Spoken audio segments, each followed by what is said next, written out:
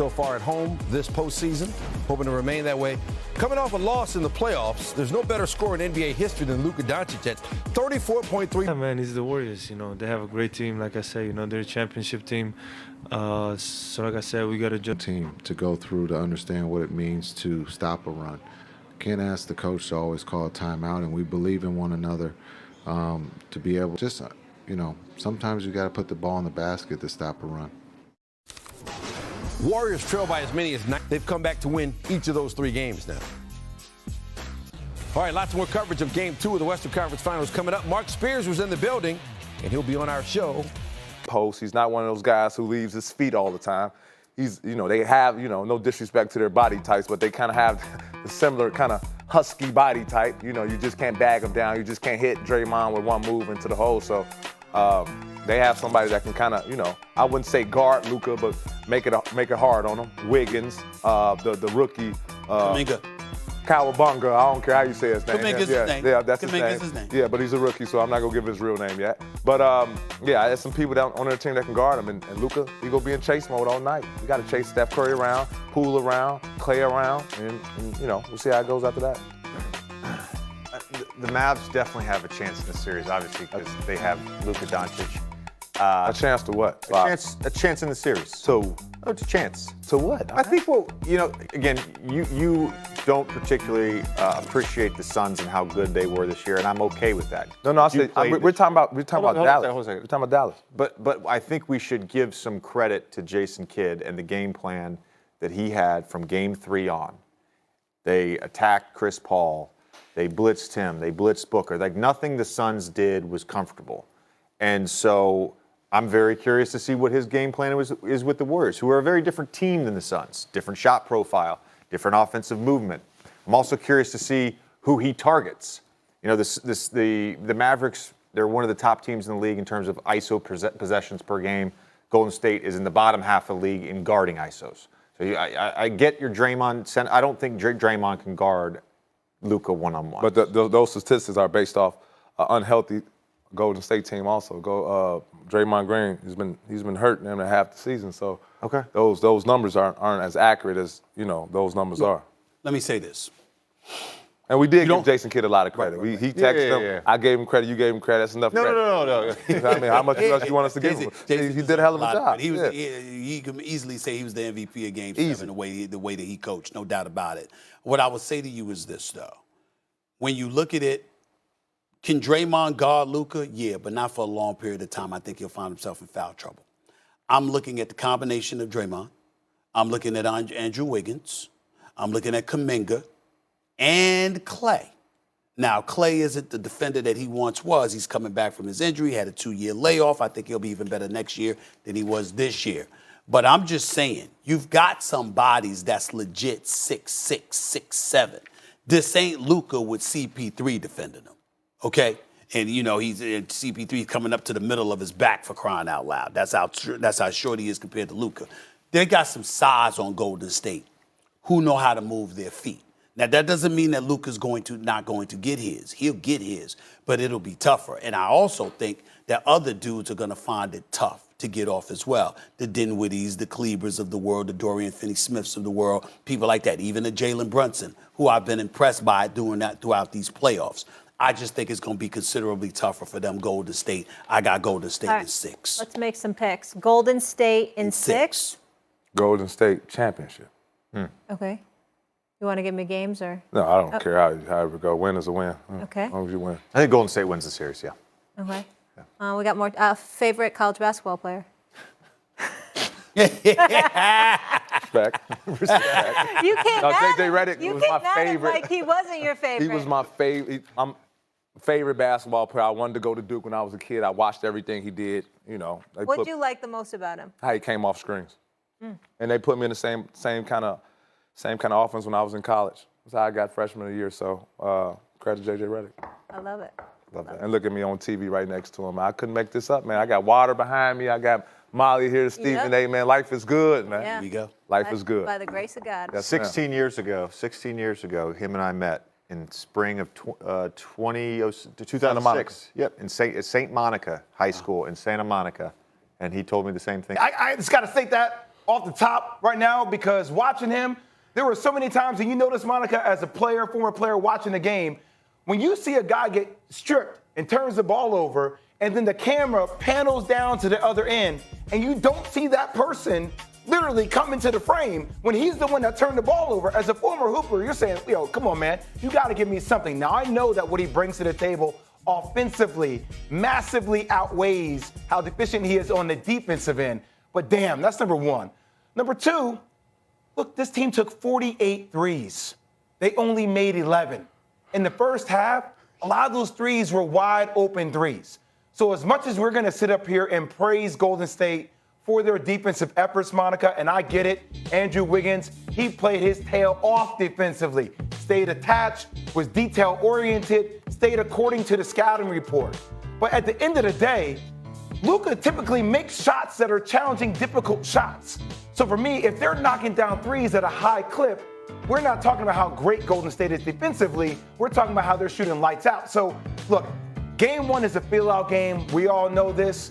I think Golden State is a good team. They're probably favorite in the series. But by no means do I count Dallas out of this series off one game. None. Yeah, I agree with you 100%, Jay. And again, you cannot praise Andrew Wiggins enough for the way that he was able to defend Luka. But when you look at it in totality, he's able to stay that close to him because he knows he has tremendous support because, to your point, nobody could buy a three-point shot if you were wearing a Dallas Mavericks jersey. And so, to me, not only will Luka stop and survey and acknowledge the way that he's been played, his role players absolutely have to help him out because then you force the Warriors defense to play it honest in terms of collapsing on him. There were a number of times we've gone over different clips in the tape, and you can see Dwight Powell setting a screen or Jalen Brunson in the peripheral or Dorian Finney-Smith, but because those guys could not get water from a water faucet, there was no reason to go out and contend them. Now, on the flip side, in terms of Dallas making this a series, Steph and Clay and the amount of action in the Warriors offense continues to be problematic, right? And Dorian Finney-Smith and Reggie Bullock are guys that you respect as defenders. But they just had to work so hard to stay attached to those guys because of the offense. And so I expect Jason Kidd to look at this thing in totality and make some adjustments. I know that Luka and the Mavs are one of the slower-paced teams in the league, and Luka likes to take his time and make it work. But they've got to figure out a way to get some easy baskets. I think back to the glimpses of Dinwiddie and Jalen Brunson in the Jazz series at points during the Sun series. They have the talent to get out and get in transition a little bit and contend maybe with some of the Warriors' stifling defense. But I still think this is going to be a series, absolutely. Monica, can I tell you, we always end up talking about, who is Dallas going to get? What is Mark Cuban going to do to bring another superstar into play with Luka Doncic? But I got to tell you, if I'm Reggie Bullock, if I'm Dorian Finney-Smith, there are a lot of times throughout the course of a game, Jalen Brunson, I'm looking at this dude out of the side of my eye and be like, yo, man, you are a liability. Like, you are killing us on the defensive end. And we're trying to execute. I understand, but it goes both ways, right? Because what he brings to the table, Monica, is incredible offensively. He's a genius. He's a savant. I love it.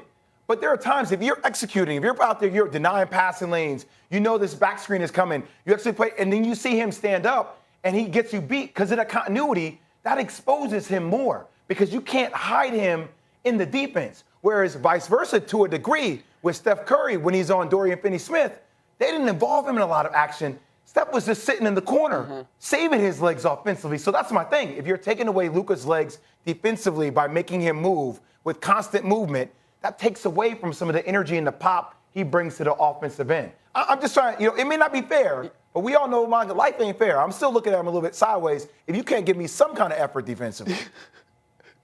I might look at him sideways for 0.5 seconds, and I'm going to be like, nah, because that man keeps us afloat. I ain't going to say nothing. I'm just thinking it. I'm thinking it.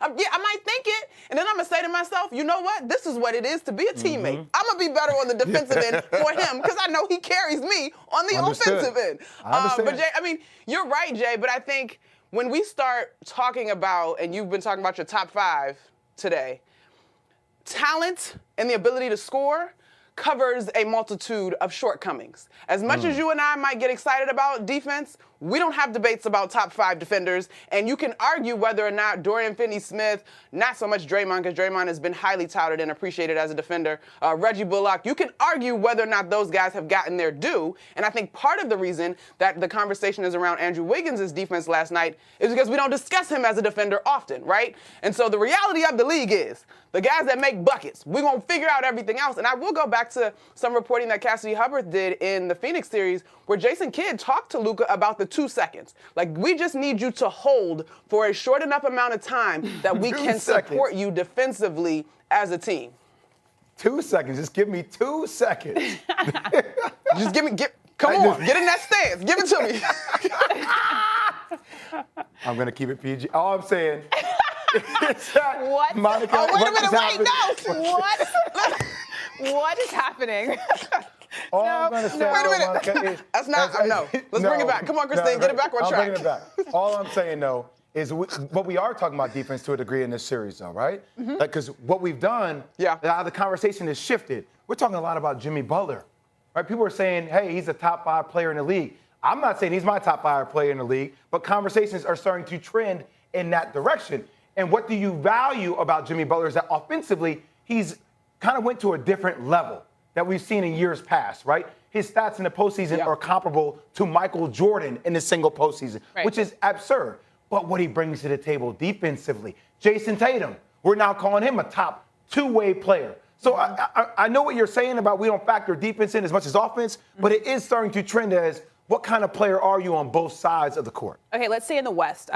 We were talking about defense, obviously, and defense was huge for the Warriors. Crazy offensively. Monty, like you mentioned, their 3-pointers. Steph missed his first 5 threes. Klay didn't have any points until the second half. So who is the most important player on the Warriors team right now? Would it be Andrew Wiggins and his defense? In yesterday's game, sure. He set the tone. But when it comes to this team, it continues to be Steph Curry, and there's no doubt about it. Listen, a missed 5 shots is nothing for the dude that's going to pull up and hit however many from deep. Like, shooter shoot to stay hot and shooter shoot to get hot. And I think beyond the misses, like you can call them just warm-ups, the way that Steph and Klay, Steph in particular, both move opens up everything else. Quiet as is kept, prior to last night's performance, the pool party had turned into a little bit of a kiddie pool, right? And this offensive side of the Warriors' performance, we had some questions. They was throwing the ball all over the place versus Memphis. Draymond pointed out they got beat by 55 points. And while you weren't necessarily alarmed, everybody involved, including folks in Warriors uniforms, would acknowledge that that wasn't necessarily championship basketball. But you get into this series, Steph is moving all over the place. Klay is moving all over the place. Jordan Poole is back in action. And their offense is flowing. The ball isn't sticking. That is signature to what the Warriors do. Yeah, I'm with you. I would agree that it's Stephen Curry. Do you know, like, it's really interesting, and maybe it's more so, Monica, out of my show on Keyshawn, J. Will, and Max. Every day I have to deal with Max, so there's a little bit of a pet peeve about what happens when I mention the name Stephen Curry, because the conversation always shifts to, well, he doesn't have a finals MVP. I'm like, this man is basically averaging 30 points per game in the Western Conference Finals. 30 points per game. In the NBA Finals, he's averaging 26.5. Last night, Stephen Curry gave me 12 rebounds.